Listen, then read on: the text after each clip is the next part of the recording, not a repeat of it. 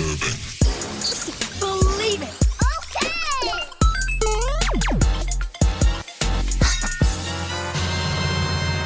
What's going on, geeks? Welcome to episode 387 of the Geeks Under Grace podcast. My name is Lj.Lowery. Don't worry, Cody is here. He's just saving his voice. Yeah, it's been rough. So we got. But I'm doing it. I'm in the room. Yep. And then we also have, as usual as well, Shelley Nollan. Hello. Yeah, so we're geeking out about the return of Multiversus. Spin-offs we don't need, and the spin-off of that, which is sequels we don't need. Yes. Truly, Anyway. the whole existence of Hollywood at this moment. Yeah, pretty much. As LJ said, I am here. So- I'm doing my best to not just cough into the microphone the whole time. So I will just kind of chime in when I can. But yeah, go for it, LJ. I'll let you kind of lead this whole podcast, honestly. Yeah, let's do it then. So I'm gonna hand it back off to y'all and take a breath for a minute. What video games have y'all been geeking out about? Or And I haven't played anything. tabletop games? So. Go ahead, Shelley. Any kind of gaming.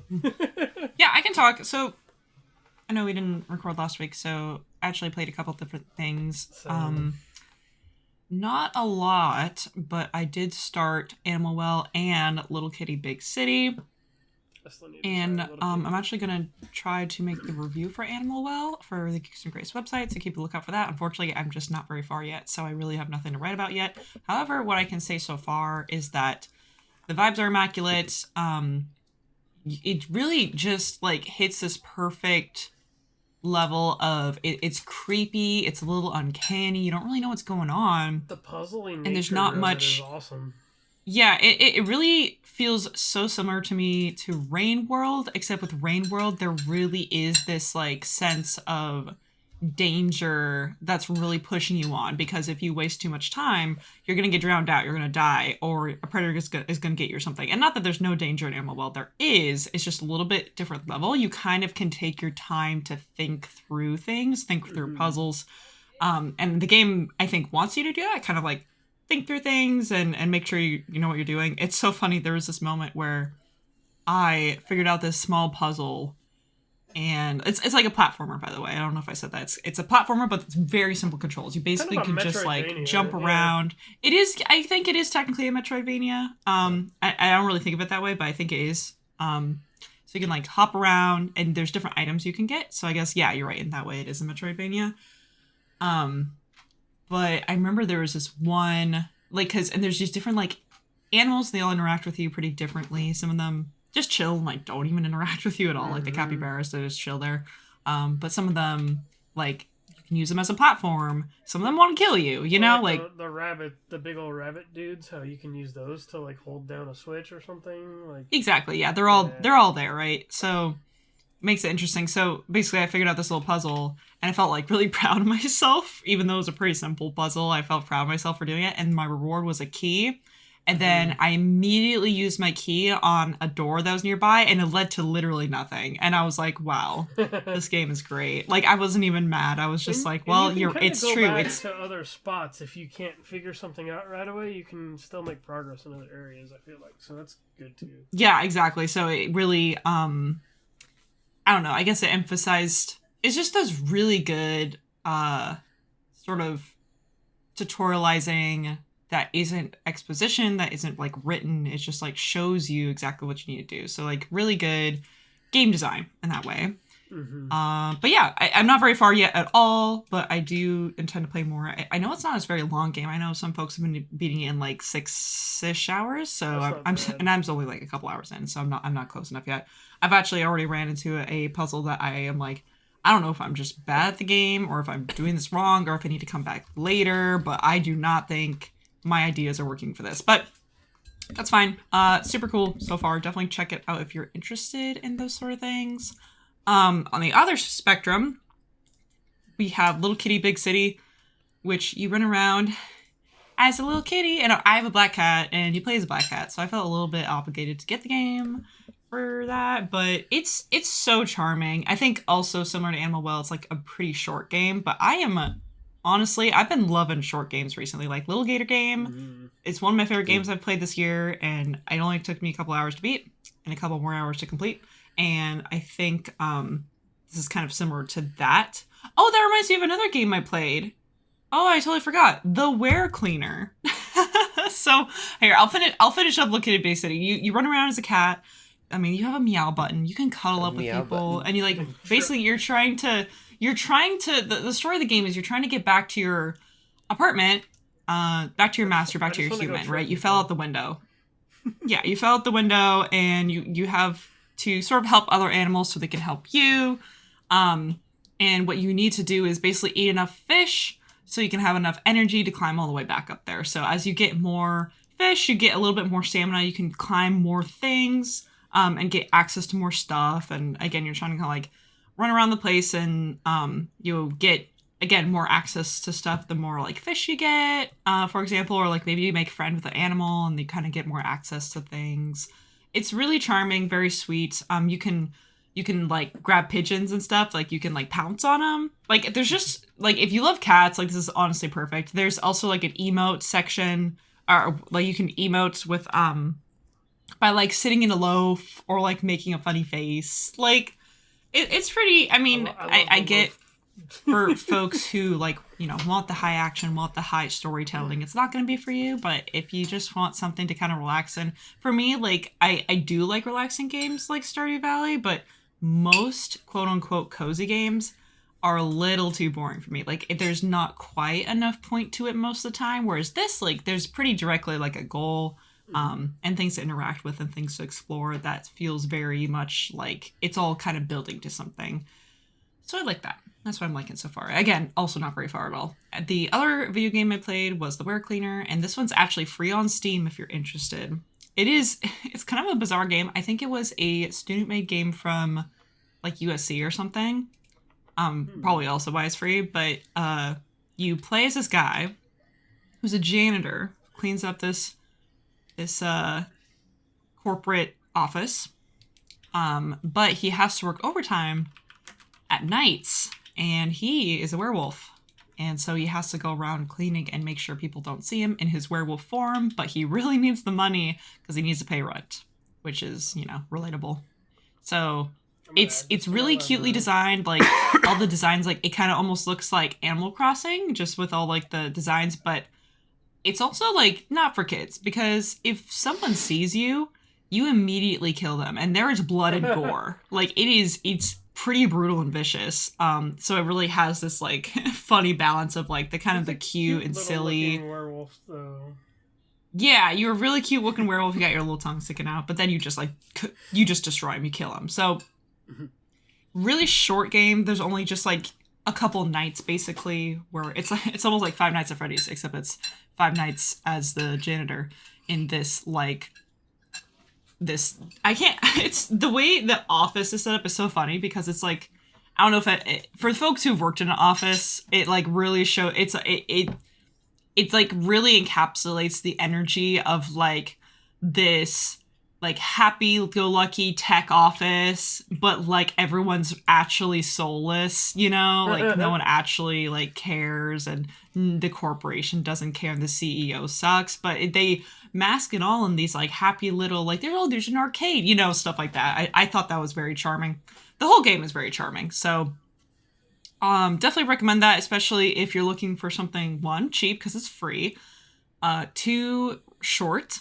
I beat the game, and I'm only like 3 achievements away from completing it. The achievements I need are honestly just 100%ing like or getting all perfect stars, which I actually like need to watch a guide because there's optimal pacings. Because the other thing too is you need to like pay attention to how people are moving around, because like if they're walking back to their desk or something, you don't want to be seen unless you're trying to kill all of them, which like you can do. That is an option, I guess, but I don't know. It's very silly, surprisingly gruesome, but as long as you know that going into it, then you'll be okay. But pretty silly, and again, very short. So those are the 3 all indie games I played this week, and then I also played a board game. I played Root, which I think I've actually had my eye on for a really long time because, again, the aesthetics and the art was like very charming to me.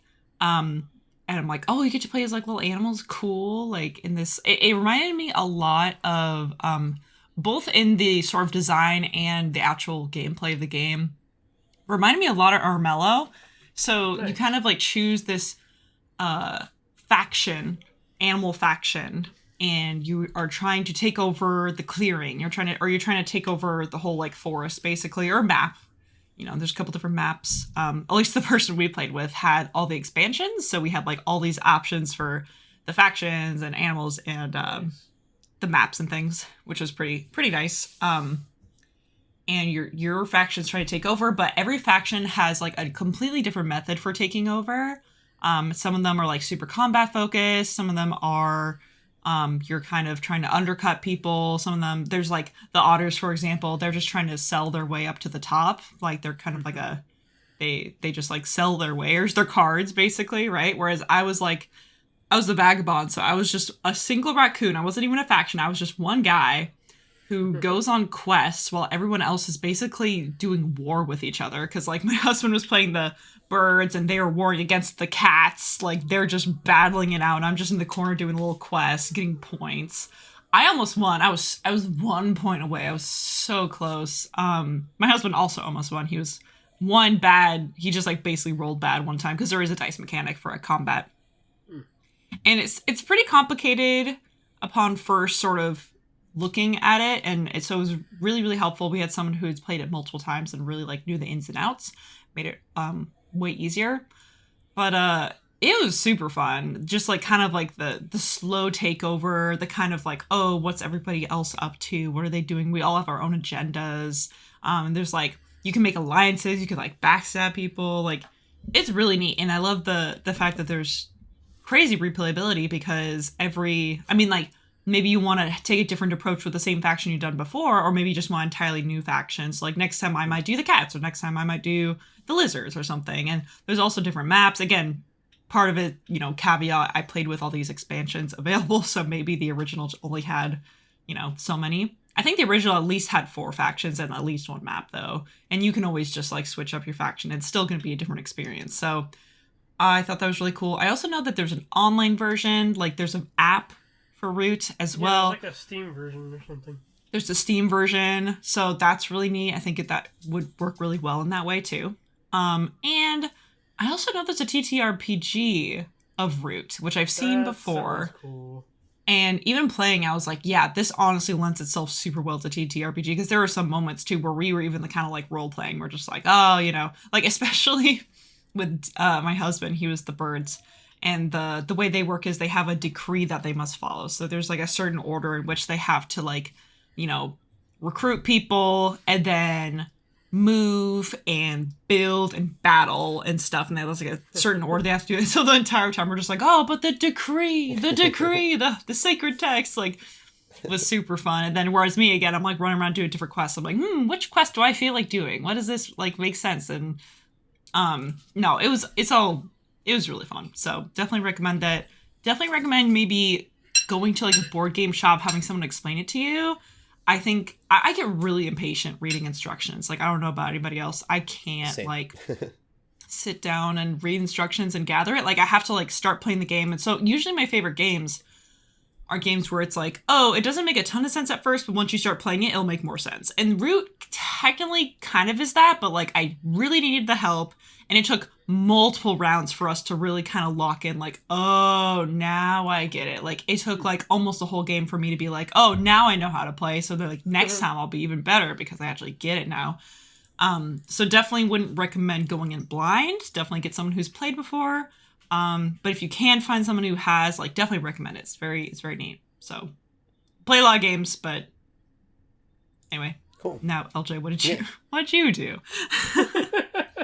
Sorry, no, that's awesome. So long. No, there. Made up for my lack of. It's good to get.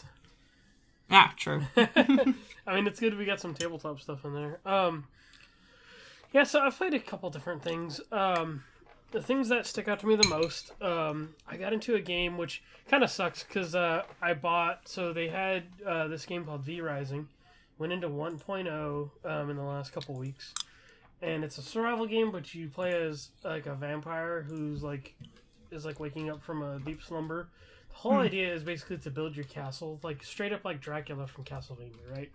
You start from That's so neat. You start from square one, and what I love about it is it's very combat centric. Like it's got isometric like action gameplay, almost like a Diablo kind of. Except I think it might be more fun than Diablo. It's not just like, oh, I'm gonna go slash this thing. Like you get different abilities.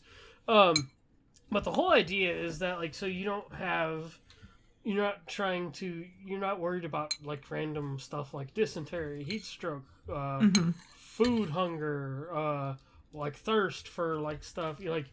So if you're not feeding on stuff, like you have this blood pool that will slowly drain over time. But what's neat is when you feed off of certain creatures, certain monsters, certain types of people around this little survival world, it actually boosts certain stats.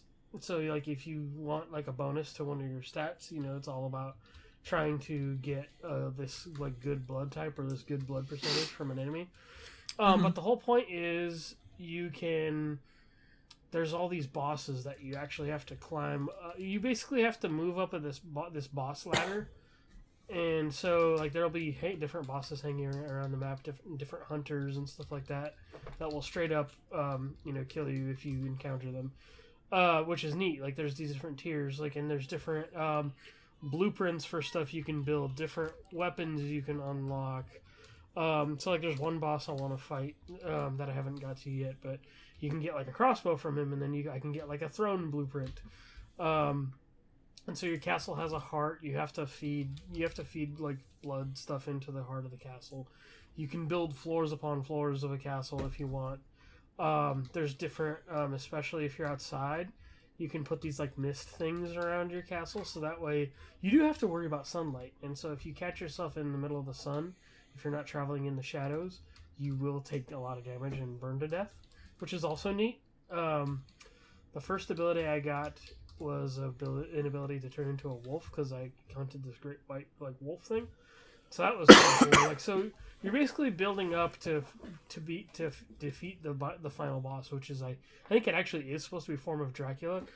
But they did add a Castlevania update recently where you can get like cosmetics from Castlevania.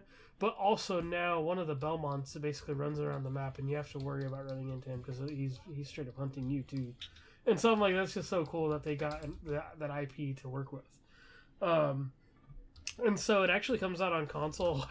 They announced this morning, I got a thing from PlayStation. It's like, oh yeah, the release date's like June something, and here's what it's going to cost. And I'm like, I only got it on Steam because I was like, I was going to wait for PlayStation and get a friend to play with me. And then I'm like, oh, it's probably not for a while because they just hit 1.0 and they didn't have a date on it. So I was like, okay, well, I'm just going to buy the game then. And of course, they waited till I bought the game as if they knew. They waited till I bought the game to announce a release date. So it's super cool. This is probably the one survival game. I struggle with survival games. I'm usually the collector and the brawler when it comes to survival games. My buddies do a lot of the building and a lot of like all that stuff. Mm-hmm. Like a lot of the base building. I'm the same. So I'm just like, yep. Show me what I need to kill, show me what I need to collect, and here you go. Yeah. Like my buddy will straight up be like, "Oh, hey, I got all these resources. Let me build a house for you, or let me build this for you." And I'm like, "Okay, cool." Like, go ahead. It's the one survival game I think I can actually see myself getting to the end game on. So nice. That has me excited to play more. It is Steam Deck compatible, but the text font is a little small. Like I'm hoping they'll do like a UI update to where I can make like the font a bit bigger. Yeah, it's always like those little things. Other than that, it is definitely Steam Deck compatible. I tried it once. Nice. Yeah. So, and the other game I started the other day. So last week, actually, there's one of the reasons we didn't end up podcasting. I think we all had things going on, but my power went out because of a storm, so I wouldn't have been able to podcast anyway. Yeah, it's just crazy. And I was as sick as I am today. Way out of commission last week. Yeah, so like we even talked about it before, and I'm like, oh yeah, well my power's out. Yeah. So we had this streak. They had this streak of like storms come through the area last week. My power went out again when I was playing this on another channel stream. But Pools is a neat game. So if you're familiar with like Escape the Backrooms and stuff like that, or like just like the Backrooms like YouTube stuff. Pools is more of a I mean, it's much more of a chiller game than like Lethal Company or like Escape from the back rooms and stuff like that. It is almost like an illusion kind of thing. It's like there are things that are unsettling, and it's got this mystery just behind this whole thing. And so it's like, I guess the best way to describe it is like you're going through the back rooms, but in the back rooms there's only like one section that's like actually like a pool related thing. Yes. But it's almost like this whole structure, this whole place you're walking through is just built around the architecture of pools. Okay. You know? Mm-hmm. So you can walk down, you can slide down slides. There's like, you can, and actually the audio and the sound is really fascinating because like there'll be little things like a vent, and I'm like, oh, that is interesting that they put that much time into making sure you can hear this vent over there. Like seeing the water drip down your screen is like super crazy. Like just, it's a really good looking game too. There are moments that are unsettling. So there's this point where you run into a big old rubber ducky, right? And so I'm like, I don't like you already. Then so there's a point where I turn around and then the rubber ducky's just like chilling on the other side of this wall, and I'm like, nope, no thank you. Like it almost feels like there's stuff happening in here, but you're never actually seeing it. That's so neat. There was a section where I had to walk past all these like mannequins that were like doing different things, and I was just like, this is unsettling. Like I know they're not gonna jump scare me because that's kind of what they tell you, like when the way the game is advertised, they tell you like, oh, this isn't like a jump scare game. There's no like intense action. But just walking past this group of like mannequins in this like small hallway wading through water was very unsettling. So I'm just like, it's interesting.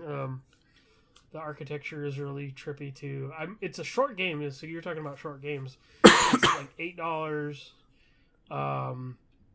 It was interesting. I'm gonna finish more of it this week.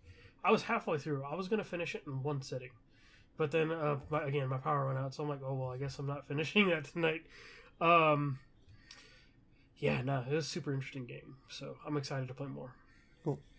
Yeah, showing some the indie space some love this week. Yeah, indie games, short games, we love them. We love them. Yeah. Yeah, so I guess we can get into the gaming news. Yes. Very LJ focused gaming news. Yes, I mean, there has been a lot that's happened in the past couple of weeks, but I feel like, like it's been, we can move on to some other things that are happening. The biggest thing, I think, is, and it's not just me, but I know it's kind of coming back into conversations, but Multiversus is actually coming back, which I did share news of that a while back. I know I did. But we have a launch trailer. There's been all this footage shown of like a PvE mode, which looks kind of roguelite-ish, which sounds super awesome. I can get my friends to play that don't really want to play against other players online. Like, hey, you want to team up with me and play this? Like, let's check it out. But in this launch trailer, so the Joker got revealed a few weeks ago. But then they also revealed two more characters, one of them being Agent Smith, which I'm like, okay, that's cool. Like, Matrix is Warner Brothers for sure. I can see how Agent Smith will be fun to play. But then the other one that kind of caught everybody by surprise is Jason Voorhees. Yeah. Which I was like, okay, cool. Mortal like, Kombat. I'm down with it. Yeah, actually, that's a good point. Like, and it's weird because the rights, specifically the Friday the 13th, have been like weirdly tied up. And I guess the creator got back some of those rights, not for a movie, unfortunately, because I think the movie is like aspect of it. But this actually came out last week before this announcement. But I guess he said they got the rights back to do like video game stuff, TV show stuff, because they are going to do a Crystal Lake TV show still. And then so they called it like a Jason universe, and I'm like, oh well, here's the first example of that. Homie looks jacked, like he's halfway towards like Spider-Verse Kingpin. So he looks. They haven't showed any gameplay yet, but I'm kind of excited to see how he plays as well. So so it's kind of exciting. Like if people want to jump on the Multiversus train, I know that game did really well whenever it was still technically in beta. And the way games as service stuff is these days, I didn't expect this game to come back. Like, I was pouring one out for the homie basically when that game was over, because I'm like, I loved that game so much, and it I played a lot of it. And it was practically my game of the year a couple years ago, so I'm excited it's back. Yeah, so that's free to play. That's gonna be free to play as well. If you already did stuff in the game, all your stuff is still gonna be there. They still have like an old version you could play, like locally if you wanted to. So yeah, the next piece of news, which also this is a weird follow up because Microsoft had some big studio closures, so I will mention that stuff. Arcane Austin is one of the studios that got closed. They made Redfall, which bombed. They were responsible for games like Deathloop and Dishonored and stuff like that. And Prey, some big stuff. That's like, man, like it sucks that this one thing just can cause them to be on the chopping block. Yeah. And then Tango Gameworks, who made Hi-Fi Rush, they made Ghostwire Tokyo, which I actually kind of liked. They're responsible for the Evil Within games, but Hi-Fi Rush, man, that was like the biggest surprise of last year, and it was so good. Everyone loved it, yeah. And it just came to PlayStation, and it's just like, it sucks that we will probably never get another one. The game's so good, though. But that leads me to discuss Bethesda, because id Software is a Bethesda company, and they have an official project that has a code name that matches an OG cheat code from the original Doom game. So, like, in the original Doom, if you type in like IDKFA and like in like the console commands and stuff, that lets you like unlock all the weapons and stuff like that, and like all like these like power ups and all that like right away in the game. And so they're led to believe that this could be a project that will be announced during Xbox's summer showcase, which there are those showcases still happening, which it feels weird because E3 is not a thing. Summer Game Fest is still a thing, but I'm all about more Doom. Doom Eternal was so good. Doom 2016 was good. I'm about it. Like I'm a boomer shooter guy. Like there's so many indie studios that are making boomer shooters, and I'm like, you can still play a FPS without having to be competitive about it. Like I'm just like, we need more single player fun stories that I think that are first person shooters. So. Not that you play Doom for the story, you play to rip and tear through demons and stuff like that, but, it's just, you can have a good time with it and not have it be connected online, so I'm excited for another Doom game. Like, I'm gonna champion this thing. Straight up. So, that's gaming news. Cool. We'll get into movies. Yeah. What'd y'all watch? I actually watched a couple of movies. Both on the same day, both Monday. The first one was really funny. Nice. And that was Ricky Stenicki. Isn't John Cena like super good at comedy now? Yeah. It was interesting. It was a good movie. I don't think it was as good as Roadhouse. A lot of people were championing over Roadhouse, and I was like, Roadhouse is pretty good because it came out around the same time, right? Those are two different movies too, I guess. But yeah, I see what you're saying. Both comedy. They're both prime. Yeah. Let's say comedy action. They're not really actions. It was kind of just a comedy. Had some like stoner comedy vibes to it a little bit. I could see that. Yeah, like a buddy comedy. Yeah. The idea behind it is that, and I didn't know this going to the trailer, that they basically need like a fall guy. There's a segue for a minute. That's a segue. But, too early. They kind of need a fall guy, and so they made up this name, Ricky Stenicki, and it was just this like, they would use that anytime they needed an alibi.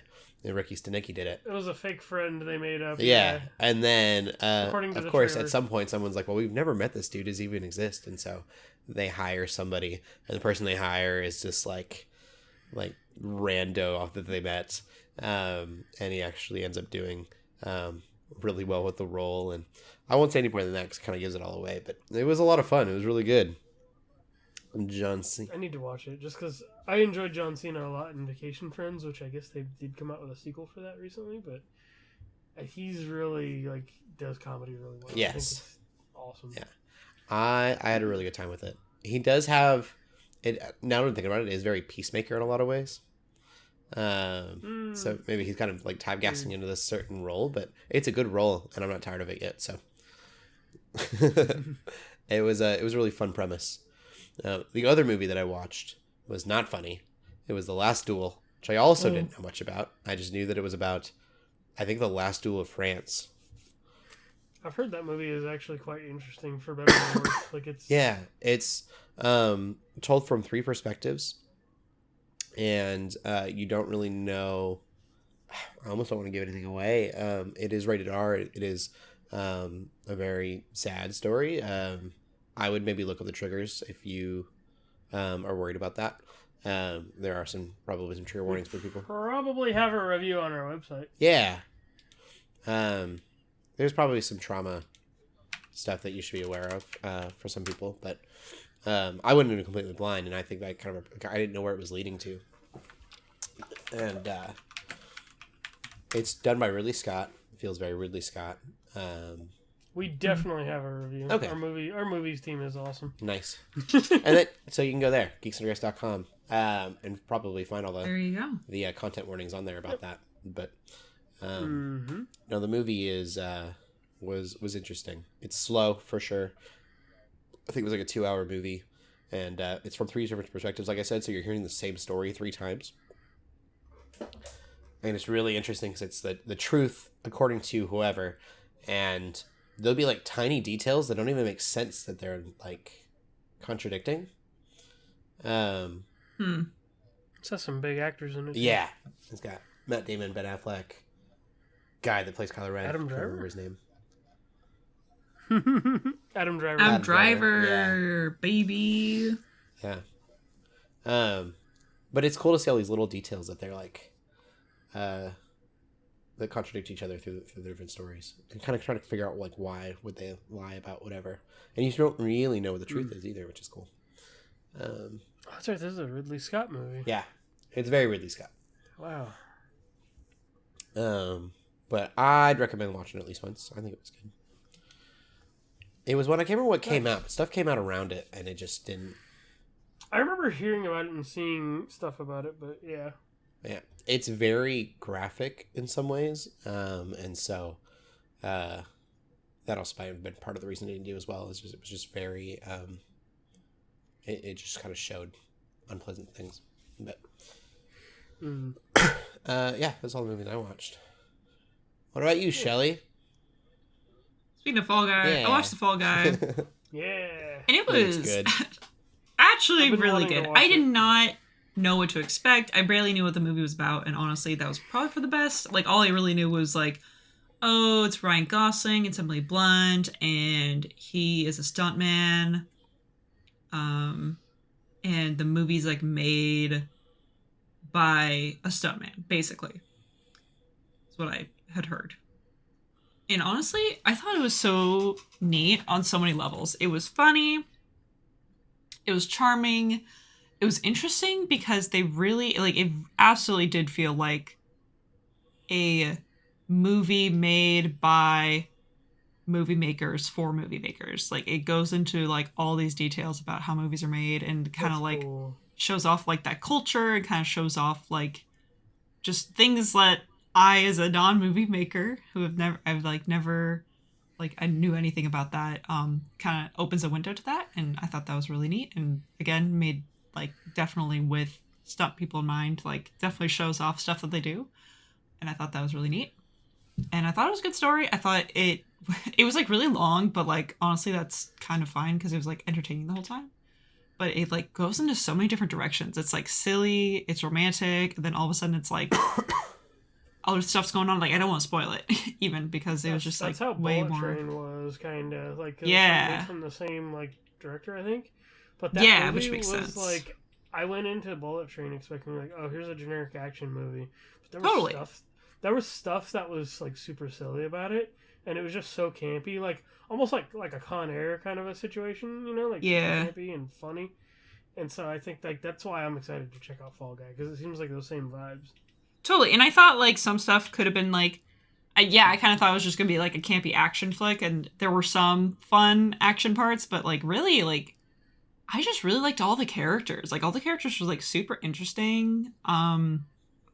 There was a lot of, like, meta jokes, which were so, like, clever, and I thought were so cool, and neat. And there's a lot of really fun chemistry between Ryan Gosling and Emily Blunt. I just thought it all worked way better than it almost deserved to. Like, I don't know if it just feel like I didn't think it was going to be that good is all. And I was just surprised how it was really good. And I think it was also just so refreshing to go to a movie that wasn't tied to any franchise or any brand or any like sequel, prequel, things like that. Like, I was trying to think about the last movie I saw in theaters before this. And I think it was Mutant Mayhem. I think it was TMNT Mutant Mayhem, which granted I loved that movie. And before that I think it was Barbie, but I'm realizing like I really do only go to theaters for things that are attached to some sort of brand or are attached to some kind of franchise. And here I am on the podcast talking about how much I don't like that, which like I don't, but I don't really practically like go out of my way to like go see these more original things. So I'm like, yeah, these are the type of movies I want to see in theaters where it's like obviously, I mean, I ended up not seeing Dune 1 or 2 in theaters. What? Probably I will 3. Sorry. But, like, obviously there's movies like that where it's like, oh, you want to see in theaters is super cool. But I think other movies, too, can really, like, deserve that spotlight and are really fun. And it's, you know, it's so low effort. Like, I don't know, I guess, and maybe part of it is that it's time, it's money to, like, go out of your way to, like, go to the theater to watch a movie. But I remember growing up, like, that's just something you would do. And it was just kind of a fun thing to, like, hang out with a friend and, like, go watch a movie. But, like, nowadays, it's really hard to do that when so many things are tied. Like, oh, you want to go watch Maverick? Well, I never watched the first Top Gun. Oh, do you want to watch this MCU movie? Well, I never watched the show. Oh, do you want to watch this franchise? Do you want to watch Furiosa? Oh, well, I never watched Mad Max, right? So it makes it a lot more difficult. So with, like, again, just... And obviously, there's plenty of original movies out there. It's just, I think... I'm not one who's, like, really likes the, like, super drama-heavy movies. And I think when I think about, like, non-franchised movies, a lot of times I just end up thinking about those deep cut movies that like I see get talked about a lot that I'm like, yeah, I probably wouldn't see that. It seems like some kind of drama or like potentially Oscar bait kind of a thing. Then I'm like, like I'm not a big fan of Oscar bait movies. I'm not a big fan of like super duper drama movies. Sometimes I like thriller. I don't like horror. So that's the other problem is that a lot of those movies creators hit on all those too, which all those. Like I heard what is it? Midnight with the Devil or whatever. I think that's what it was called. I've heard that was I've heard that was so good, but again, it's not my kind of movie. Like I don't really like scary stuff. Really good. Yeah, but I wouldn't watch it myself.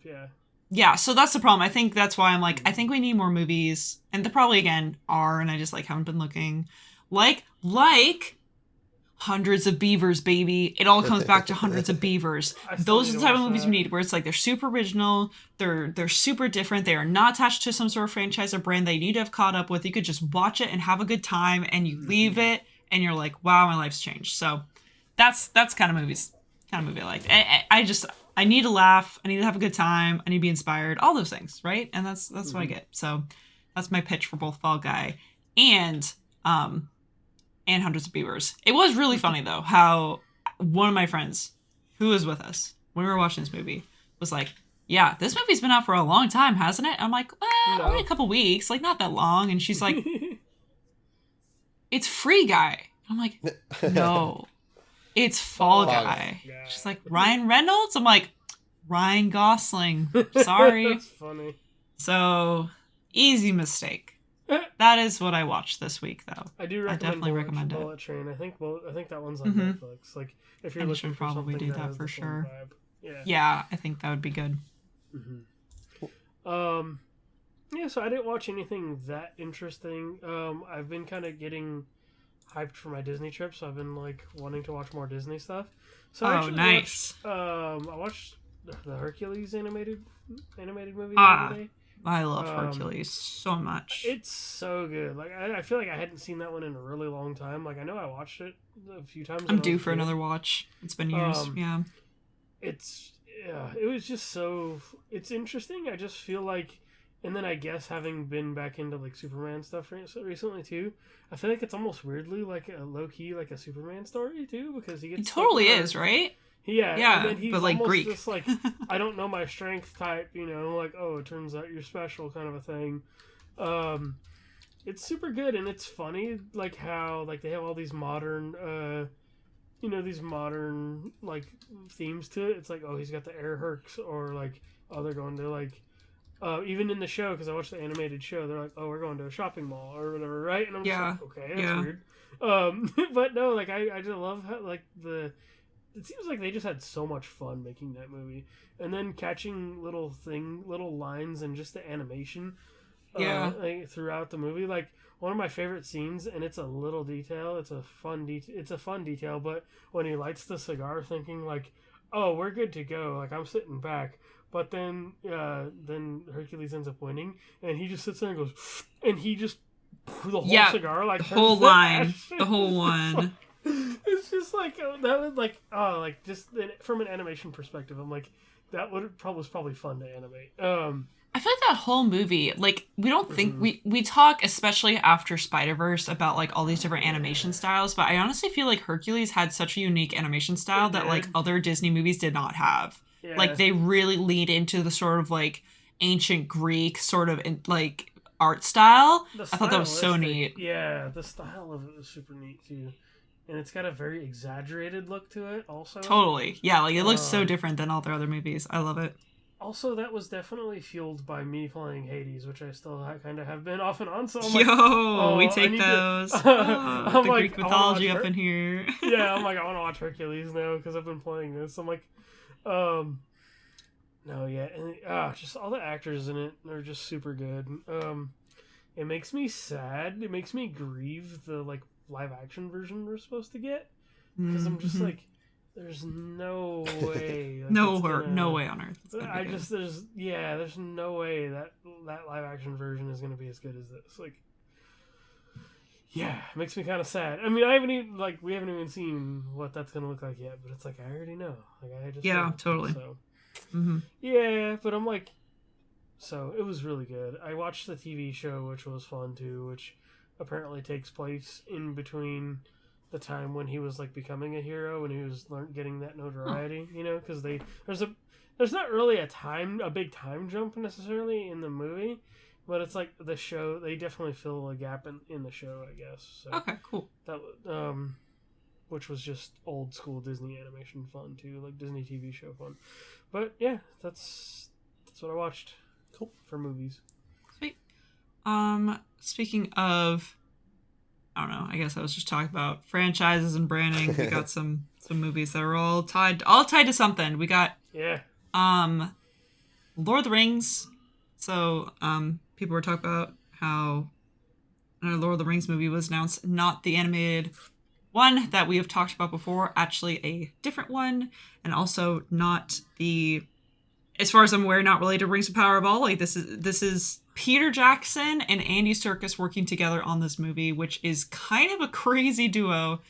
It's going to be called The Hunt for Gollum, or at least that's the working name. I don't know if it's official, but it's going to be called The Hunt for Gollum, and supposedly it's going to be about the sort of time period in which Aragorn was searching for Gollum, and people who've read the book probably know more about it. I actually haven't read the book, so I don't know that much about it, but apparently it's sort of like almost like a prequel to Lord of the Rings, but it's like not Hobbit time as far as I'm aware. I think it was after the Hobbit, but I could be wrong. Totally could be wrong on that one. I'm a Lord of the Rings fan, but I'm not a Lord of the Rings nerd, I don't have all the details straight. The book fans are hardcore, man. I think it's just I feel like I have such mixed feelings because I do trust Peter Jackson and Andy Serkis more than pretty much anyone to work on another Lord of the Rings project. But I can't watch Aragorn not be Viggo Mortensen. And this can't be Viggo Mortensen because it has to be younger. So I don't know what to do about that. I don't know how they're going to handle it. I feel like it's one of those roles where he did it so perfectly, you can't see anyone else do it. Like, you can't see anyone other than Robert Downey Jr. be Iron Man. You can't see anyone other than Viggo Mortensen be... Wolverine. Yeah, or Hugh Jackman be Wolverine. Like, there are just some roles that are so iconic because of their actors. Like, Aragorn was a cool character already from the books, but Viggo Mortensen, like, elevated him, right? He, like, became iconic because of his performance was so good. And it's probably still his most iconic performance just as an actor. It is. I think that's not too I can little to say. I think of 2 other movies I know him from. He's in Green Book. He's in or The Green Mile. Oh gosh, I got it mixed up. He's in one of those green something. Hidalgo. He's in Hidalgo. I do like Hidalgo. But point is, I think it's just going to be really hard to watch anyone else but Viggo Mortensen be Aragorn, and that's just, again, more of a personal problem. I get that, he's too old to play him now, and he's going to have to be younger than he was, like the actual character is younger at this point. But The Road. I forgot about The Road too. That's a good one. Yeah, I think it could be, certainly interesting. I trust Peter Jackson, Andy Serkis, but at the same time, it almost does feel a little bit like and maybe there's more information in the books that I don't know, but it feels a little bit like Rings of Power in such a way where it's like Rings of Power, they really just took like this super slim bit of lore that they had access to, and they're just like, let's just embellish and let's just add all this stuff and let's just do all these things. It feels a little like that. Like, I truly don't know how interesting you can make this, but if they can make it interesting, then by all means. And who knows? You know what? I'll give it a little bit of benefit of the doubt. Maybe we'll get some more sort of relationship context and building between him and his girlfriend. What's her name now? The elf.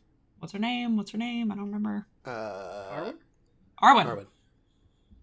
Because I'll be honest, like, I knew, it's clear they're in love in the movies, or, but I never really saw much chemistry with them. Like where'd that it's all so, and like, I do respect it in one way. I do respect a relationship that's already very well established, and you don't get to see sort of the build up.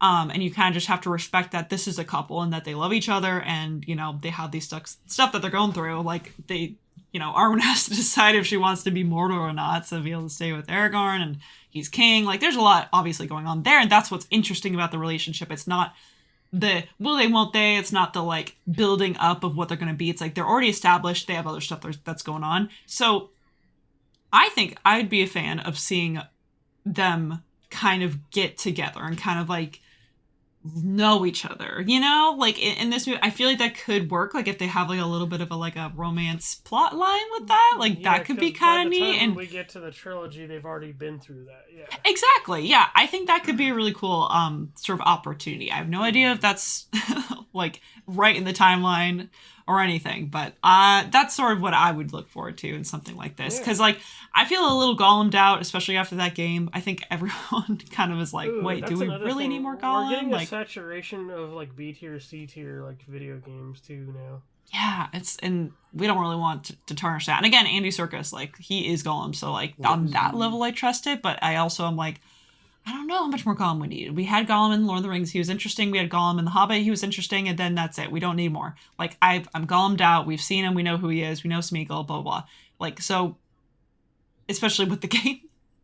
It'd be so funny. If Peter Jackson, like, saw the game and was like, this is so bad I have to, like, make my own version that's, like, good. And if they, like, do scenes and stuff of him being in Mordor and it's, like, actually good, that could be interesting. Because, again, I remember the original concept of that with the Gollum game, and I know people were like, oh, this is interesting, like, oh, it's going to talk about how Gollum, like, his time in Mordor. Like, again, it's not a bad concept. They just totally ruined it, Really bad. Yeah. Both in story, but definitely in gameplay. So here, again, movie setting, totally different. You got experienced folks behind it. Could be interesting. I don't know. We'll see. We have no idea. Be really interesting, though. Yeah, for sure. And it's one movie. It's not like 3. Hopefully. So, yeah. Of course, I'm aware. I was going to say, yeah, hopefully. Yeah. Don't be stretching this, please. I wouldn't put it past them. Okay, enough about that. We also have a John Wick spinoff. So another spinoff here, but this one's for John Wick. It's going to be focused on Kane. And I don't know, do you guys like Kane? Does this seem interesting to you? You guys both like John Wick? Yeah, I mean, it'll be more John Wick, I feel like. Sad. It just kind of makes me sad that this is the next franchise that they're milking. Yeah. Because the Continental was objectively not very good. Like the show that they came out with. Like I didn't even bother watching it. Like apparently Winston has like he's a younger Winston and he has like an American accent or something. I don't know. There's just like weird. A bunch of weird stuff so there's like a bunch of weird stuff they did with that show. And I'm just like, I didn't even watch it because my buddy was like, yeah, no, it's not good. Like, not worth. Bother. And I was like, I trust your opinion. So yeah, I didn't watch it. And it sounded like such a cool concept. So the ballerina sounds like a cool concept because they have the one with Ana de Armas coming out, which they already hinted at actually, like in one of the movies anyway, like the ballerina stuff. So I'm like, ooh, that's kind of cool. Like, and they don't really say much about who the ballerinas are in the movie. Mm-hmm. You just know that they're trained killers too. I mean, the world of John Wick is interesting, but it's just kind of like I don't think we really. It was more. I enjoyed it more when the world was a little more mysterious, and now it's like, oh no, we're just gonna dive right into all of it. So again, I'm still gonna watch it because I'm a sucker. Sure, but hopefully it's not as bad as The Continental. I just feel like there's so many John Wick movies already. Like as someone who doesn't watch John Wick, I'm intimidated to like get into it because those are fun. So many already. Those are all fun action. I feel like you could watch the first one though and know if you'll like the rest because it's all. Like, yes. I hate to say it's all the same, but it's all the same. It's just really cool choreography. Is. It's all dumb, campy stuff. Yes, with cool choreography. Like it's visually really cool to look at because you're almost watching a dance, but it's violent. But it's like so like I guess to a beat on everything. Like everything is it's almost rhythmic. Choreography is so good. You would catch yourself like replaying like the last 30 seconds you just saw because you're like, oh, did he do that? Like what? Okay, and then you go back and see like, oh, kind of like Kingsman a little bit. Yeah. Yes, exactly. Yeah, a lot like Kingsman. You're almost watching a ballet in a lot of ways. Yeah. Cool. Yeah. It's fun. Yeah. They're fun. It's a weird way to put it. I'm sure there's some John Wick people going, what? No. But it's... I would agree. Like, it's definitely, like... The fights and the choreography are the set pieces. Like, they definitely are. Yeah. It's cool. It's visually really cool to watch. Yeah. Bullet Train was a lot. But yeah. I was going to say, probably other John Wick fans are excited about this. You mentioned it before. It's going to be like John Wick's Daredevil. Yeah. He's blind. Sure. Which Donnie Yen was already in Rogue One, like blind. Anyway, yeah. I think he's not actually blind. That kind of blew my mind. Well, that's like I guess that's true. I was surprised me, just because he played two different blind roles. I was like, oh, he must actually be blind. No, he just likes playing blind roles. Okay. Interesting. He likes going blind. Yeah. Typecast or something. Maybe? I don't know. Anyway. That's a spinoff. And then now, sequel. Roadhouse 2 is happening. That's been announced. Jake Gyllenhaal. That's gonna be a thing. I'm down for round 2. For sure. That's what they should call it. Roadhouse round 2. Round 2. No, it was fun. Like, me and Cody both talked about this movie, like, very recently. I think it's stupid. I think the theme here is stupid fun movies, and the first one was a stupid fun movie. Yeah, it's a super fun movies for sure. We love those. Bucket of popcorn movie, like you just you watch it to just watch fun stuff happen and people get beat up and some quips and jokes here and there. Yeah, very good. I'm down. That is what we have for our movies news, though. That's it. So we can move on to TV. Oh, yeah, we'll get into TV. Yeah. I haven't watched a whole lot of new TV. I keep watching Free Run. I'm on we just got done on episode 13 out of 28. Nice. And I can't recommend that show enough. So I'm just going to keep doing so until I'm done with it. Nice. What do you watch, LJ?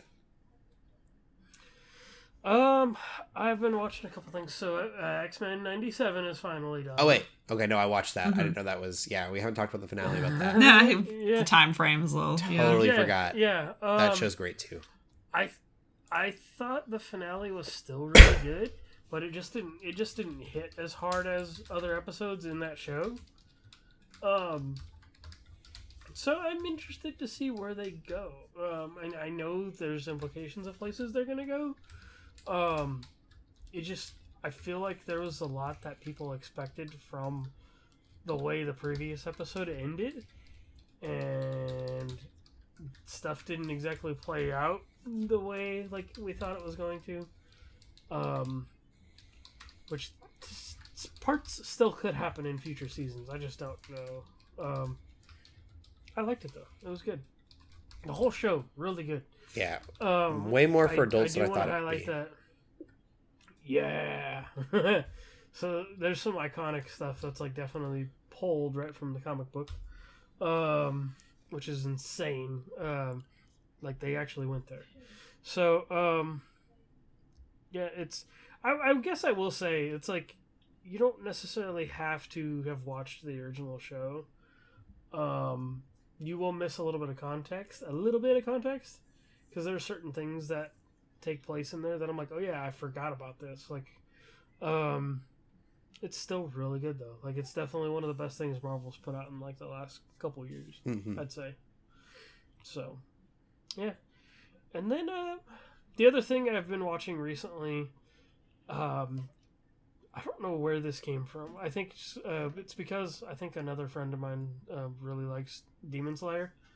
And so I decided, I'm going to give the show a fair shake. Like, I started watching it a couple years ago when it was kind of getting into popularity. And I think I don't know if I got caught up in, there was a few people that I was talking to, and they're like, oh, it's fine. It's actually not that good or whatever. And I'm just like, oh, you're just kind of, and then I always kind of felt like, oh, they're just kind of picking on it because it's like the new hot thing, like that everybody's into.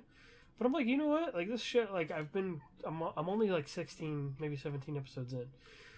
But I'm like, the show is actually visually like really amazing. Like the way when they fight, they have all the like Japanese like looking like art and like with their abilities and stuff like that. Neat. Yeah, but it's like they got some really cool, like, again, we're talking about fight scenes again, and just the way they visualized everything in that show. Like it's pretty to look at.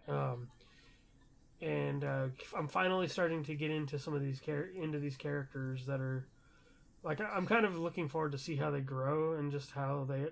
Anime is very stereotypical, like in this one is in particular, because they do have this character that's like very well could be considered a womanizer, and just who's kind of a big idiot. Then you got Tanjiro who's the main guy, but he's always like, looking to get stronger, or like, and then there's power leveling, and all this stuff. Like, there's just all this, like Tanjiro, he has something he's like protecting and fighting for and stuff like that, like. Yeah. I'm excited to see where it goes though. And then I bought. Also, I've always wanted to check it out, but again, I felt like I had to watch the show. I haven't played it a lot, but I bought. The video game is in a super deep sale right now on PS4 and PS5 for like $23-$24. And I've heard it's actually not terrible. It's not a terrible, like, it's an arena fighter, but I'm like, okay, cool. I kind of actually want to watch this show before I play this, because I guess the game goes all the way up to Mugen Train, which is like the first movie. And then that's after the first season. So I'm going to wait until I finish that much of the show. And there's actually 2 new episodes, I think, that just came out very recently. And so I don't know if they're in like season 3 or season 4 or something, but I'm like, you know what? I'm going to jump on this train and kind of enjoy it with everybody else. So I feel like I haven't gotten into an anime like this in a while. So I'm doing it. Doing it. Yes, sir. Yeah. So that's what I've been watching for TV. And then, Shelley, you haven't seen any TV lately? I think we just watched maybe a couple more Clone Wars episodes, but I don't need to talk about it, so we're good. We'll get into TV news then. We've got Shogun has been renewed for possibly 2 more seasons, at least 1 more. And I love this show so much. Never have I loved a show and been so upset that they have more seasons coming, because it's perfect. Nothing is sacred. Nothing is sacred anymore. It was wrapped in a bow, and you're just tearing it all apart, and like. Yeah, it's so sad. Things can't end anymore. They have to keep making money. And if it's good, you can't have a good story that like finishes and has finale, has to like keep going. I believe it was the director that said that he didn't want to make another season because it's based off a book. They were very adamant about not making. And the book is and perfect. I'm down with that. And so they didn't want to go anything past that. So that's too is like it won't even be based off of that book, and like all that was amazing about that show was the story. That's sad. not okay. So it's kind of like The Last of Us. They could have just ended it with the first game. Yeah. Yeah, I don't know. It's I'm really sad. And what bugs me is I'll probably end up watching it, but I don't want to. Don't make it. Yeah. Don't do it. Hold. It's crazy too when like you have things like The Walking Dead where it's so good for so long but it doesn't really end, and really it's like the approaching to the end that becomes nebulous, confusing, usually really bad. And, you know, this happens with a lot of shows where it's like, oh, like the beginning's so good, it has all this promise, but then as it gets closer kind of to the end, or like they keep pushing it and it's like not really good, then you get finale that's like sloppy or disappointing or, you know, what have you. It's even crazier to me when you actually have something that has a perfect ending and like wraps it up in a bow, and then you still decide to keep going after that. That's like, like, it's one thing if you like don't know how to end your show and like you want to keep milking it, whatever. It's another thing when it's like Facebook is, you know, to me. Sorry, it's already, you already milked it. It's a perfectly healthy cow. You just decided to take a butcher to it anyway. Like, it's crazy. It's like you have what so many shows don't have, and all of a sudden you're like, it's not enough for you. The only way that this would it's really just pure work, greed. and this isn't what they're going to do. I already know that's not how they're going to do it. And the name wouldn't make as much sense. But to go to different stories, leave these characters behind, leave the story behind, and make it kind of an anthology in that way. Like the next season is a totally different House of Cards. Yeah. In a lot of ways, like it's this very delicate, put together chess match. And that was what the first season did really well. And so to go back to that board, it's kind of like, man, we've seen that. You've already done it so well. Why try again?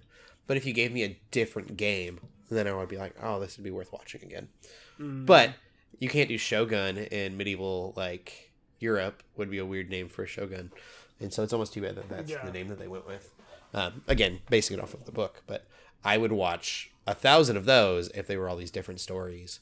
You know, just setting up these different chessboards. But yeah, I don't know. Yeah, it's kind of, that sucks. It's kind of sad. Yeah, because we're like, oh, like this is gonna have a finite like ending. You know, like, you know, it's gonna, you know, that's it. You know, and that was more. I was really looking forward to the season finale because I'm like, ooh, this finale is gonna be so big. Like, this is where it all ends. You know, like. Yeah. So that's the news on that. Need to catch up. Sequel we don't need. Yeah. Going to a spinoff. I'm excited for the spinoff. I won't say this is a spinoff we don't need. But Aegon the Conqueror is being greenlit. It is being made. Batman 2's writer, Mattson Tomlin, whose name I'm not familiar with. He is heading the writing for this as well. And they're treating it like a historical epic, in that they have a bunch of like historical, I'm using quotation marks, events within the books, but there was never a story actually written about Aegon the Conqueror, and so they know a lot about the events that happened, but they don't know a lot about Aegon. And so they're having to kind of piece together what kind of man he is and the people around him and the emotions and the story that's being told. And I think that's such a weird way to look at this, as like some historical piece when it's, you know, fictional realm. That's kind of fun, though, yeah. Instead of being like, oh, hey, here's a spin-off or a prequel of this thing that we mentioned in the show at one point. I think it's a testament to George R.R. Martin's world building, and he's been able to build so much of this world that they can they're like, oh yeah, there's this whole history piece that we can look at that hasn't been written about. That story hasn't been told. That's neat. But he's built the world around it enough that they can do that. It's kind of cool. No confirmation on when that's coming out yet, I don't think, but cool concept though. It'll be big. And then the last story, kind of another spinoff, going off the rails a little bit here. Spider-Man Noir is a live-action TV show on Amazon, coming to Amazon Prime. Live action's crazy. Starring Nicolas Cage. Yeah, I thought Live action. when I first heard about it, I thought it was just going to be another animated thing, which I was kind of like, okay, cool. Like, I'm Yeah, down for it, animated but, would like, make sense. I'm kind of down for this too. Nicolas Cage will be this old, weathered Peter Parker. I don't know if that's his name in this. This old, weathered noir Spider-Man. Down on his luck, private investigator. 1930s New York. Forced to grapple his past life as the city's one and only superhero. The most I know about Spider-Man Noir is they had a whole section of Shattered Dimensions that was all like noir themed, and it was really cool to see like that style and like classic like like settings like the docks or whatever, and to see like a couple of those villains in that style. And it's like one of the first bosses was like Hammerhead, and I'm like, oh, that totally fits, like kind of a thing. Cool. Yeah. So I'm kind of looking forward to the vibes because I'm also like a Dick Tracy fan too, which is like 1930s like noir like comic strip that they made a movie out of, and so I'm kind of down for it. That's I don't want to, and then especially Nicolas Cage, it's going to be on the nose, and like definitely there's going to be a very cheesy and campy aspect. Like there has to be. Yeah. I'm very curious. It's going to be interesting for sure. But that is all of the TV news. Which I think ends the podcast. You guys geeking out about anything else this week? I think that's it. Nope. Cool. That's it. I want to go take some NyQuil. LJ work. Wait, no, this is your job, LJ. Yeah, so I'm gonna throw a curveball, Cody. Where can they You can find find me on Instagram at Cody Armour. And Shelley? You can find me on Twitter at TheShellShock24. And you can find me on Instagram and Twitter under LJ the Paladin. Keep gaming, keep praying, and God bless. Bye-bye.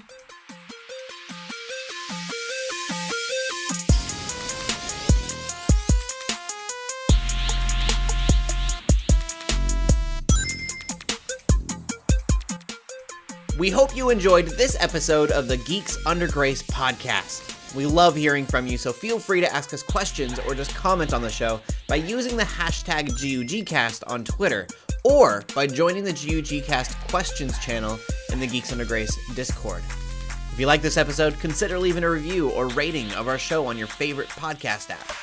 If you want even more Geeks Under Grace, you can always go to geeksundergrace.com. We love you all so much, so thank you for listening.